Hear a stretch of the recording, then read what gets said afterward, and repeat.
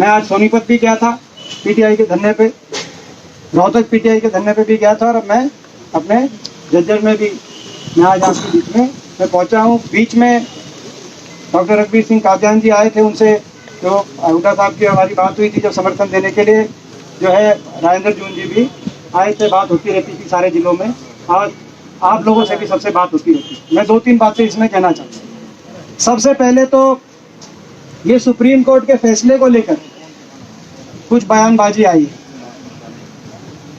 मैंने भी विशेषज्ञों से इस फैसले के बारे में पूछा है, जो मेरे को बताया गया है और आप लोगों ने भी बताया। इस फैसले में कहीं पीटीआई, किसी भी पीटीआई 1983 पीटीआई की मेरिट को लेकर कोई कमी नहीं निकाली गई कि भाई मेरे मेरिट में नहीं आ रहा था कोई। इस फैसले में कोई भ्रष्टाचार की बात नहीं आई। इस फैसले में कोई लिस्ट बदला बदली की बात नहीं आई कि किसी कोई और मेरिट में था या कोई इस तरह की। इस फैसले में कहीं फ्रॉडुलेंट शब्द का इस्तेमाल इस डिसीजन के अंदर फ्रॉड और फ्रॉडुलेंट है, क्योंकि ये इस तरह का बयान आया सरकार के जिम्मेदार पद पर बैठे हुए एक जनप्रतिनिधि का, जो मेरे बड़ी तकलीफ हुई। आज मैं एक जिम्मेदार विपक्ष की तरह आग्रह करना चाहता हूं सरकार कि ये मुद्दा कोई राजनीतिक मुद्दा नहीं है, इसको राजनीतिक दृष्टि से आप ना देखें। सरकार का जो एम्प्लॉय होता है वो सरकार का एम्प्लॉय होता है, उसकी जिम्मेदारी सरकार की होती है, वो किसी पार्टी का नहीं होता, वो सरकार का एम्प्लॉय होता है। ये जिम्मेदारी पूरी तरीके से आप समझे। यही कारण है, इस जो मूल भावना को समझते हुए यही कारण है, जब हरियाणा में इससे पहले हुड्डा साहब के नेतृत्व में जो सरकार थी, उस समय 10 साल में एक एम्प्लॉय किसी महकमे का भी छटनीग्रस्त नहीं हुआ था। यहाँ तक कि जो डिसीजन आए थे उनका हर का तरीका निकाला गया था, कोई भी फैसला आता था। यहाँ तक कि कई ऐसे थे जो बर्खास्त हो चुके थे। MITC के 3500 एम्प्लॉय थे, पुलिस के 1600 थे, जो बाद में जेल वार्डन लगे थे 1600 थे। MITC के 3500 थे जो बर्खास्त होकर चौटाला राज के समय, जिनको तो बर्खास्त हुए भी 2 साल हो गए थे, मगर उनको भी, उनके दर्द को भी समझते हुए हुड्डा सरकार के समय कि भाई वो किसी और सरकार में लगे होंगे, मगर सरकार की जिम्मेदारी होती है अपने एम्प्लॉइज की, उनको भी उनको दोबारा से उनकी नौकरी बहाल करने का 2-3 साल के गैप के बाद। ऐसे ही ये 1600 पुलिस के लगे थे, इनको जो है इनकी वेटेज देकर ACR के आधार मानकर, क्योंकि 10 साल पीटीआई जो रहे हैं, आपने जो काम किया है, 10 साल आपने परीक्षा दी है, आपका ACR उस बात का गवाही दे रहा है कि 10 साल आपने परीक्षा दी है।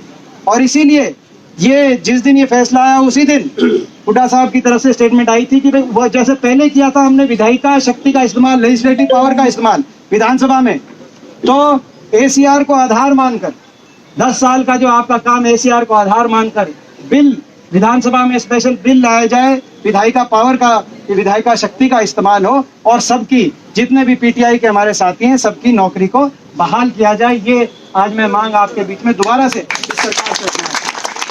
और मैं ये भी सरकार को कहना चाहता हूँ बार बार कि ये राजनीतिक दृष्टि से आपने नहीं देखनी इस बात।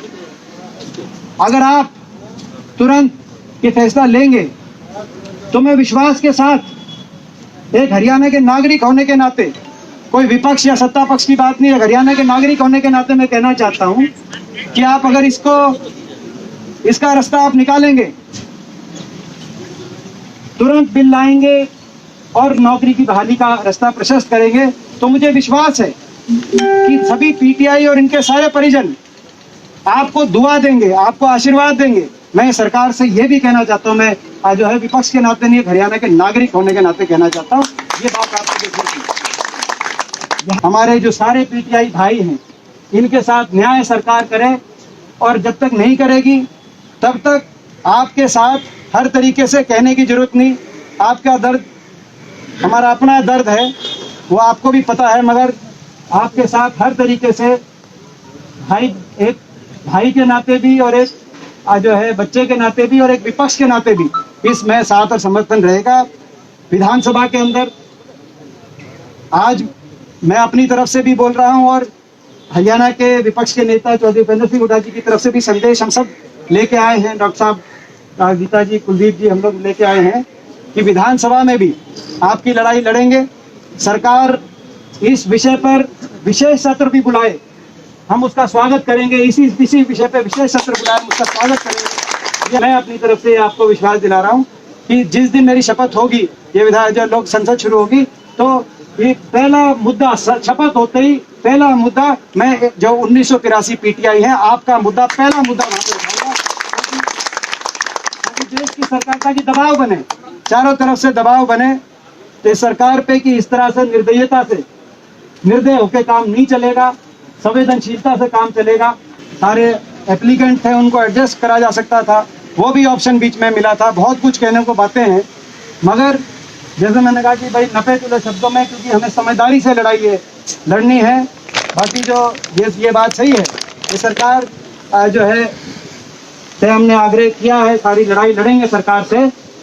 कभी अगर ये कोई कसर रहेगी, कभी मौका मिलेगा तो ये ACR को आधार मान के बिल बनाकर, कभी अगर मौका मिलेगा, अगर हमारे हाथ में बात आएगी, तो ये आपका जो है, जो PTI के हमारे जो जिनके साथ अन्याय हुआ है, तो आपको न्याय दिलाने का काम हम, अगर मौका मिलेगा तो हम भी जो है, मैं मतलब उम्मीद करता हूँ कि वो समय ना आए, उससे पहले ही तुरंत कुछ ना कुछ ये सरकार राहत दे। चारों तरफ से जो आवाज़ उठ रही है, एक दबाव बन रहा है सरकार पे, तो उसके लिए एक बार फिर, दूसरी बात में आखिर में आप सबको कि मैं लगभग सारा अपना परिवार बैठा है, इतनी आप मेहनत कर रहे हो, मैं एक बार फिर आपको उसके लिए बहुत और थोड़ा ध्यान भी रखना, सोशल डिस्टेंसिंग का भी ध्यान रखना। जान पे आप अपने जान हथेली में रख के मेहनत कर रहे हो, इससे ज़्यादा कोई संघर्ष नहीं हो सकता जो PTI ने करके दिखा दिया, PTI साथियों ने करके दिखा दिया।